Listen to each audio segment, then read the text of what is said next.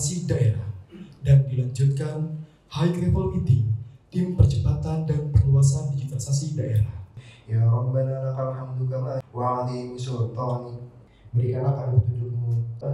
Subhana rabbika rabbil izzati amma yasifun.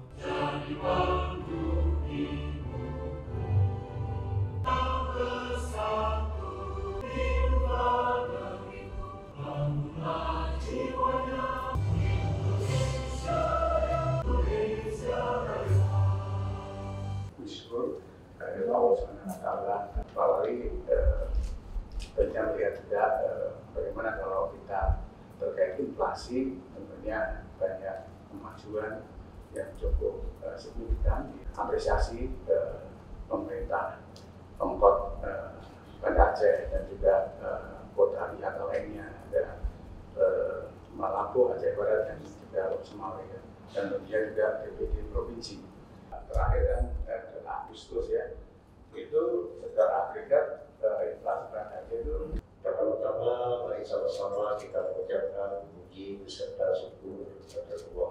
Tentu saja kegiatan ini sangat penting untuk memperkuat koordinasi dan sinergi seluruh pemangku kepentingan dalam menjaga tingkat laju inflasi di Kota Banda Aceh sebagai salah satu langkah untuk meningkatkan kesejahteraan masyarakat Banda Aceh khususnya dan Provinsi Aceh umumnya. Tidak menjadi gerakan harga yang cukup tinggi dalam artian inflasi masih harus dapat kita kendalikan. Kemudian setelah itu kita melakukan pemantauan harga di pasar-pasar atau pasar tradisional. Walaupun kadang kami tidak ikut betul, tetapi tim kami ada di dalam. Ini terus kita lakukan. Pertama, kita pastikan kelancaran distribusi barang dan ketersediaan barang di pasar ini. Karena penyebab terjadinya kenaikan harga, pertama memang permintaannya tinggi. Yang kedua, bisa jadi barangnya kurang. Barang kurang itu bisa jadi karena distribusi tidak ada. Atau malah kalau beras sekarang produksinya yang kurang.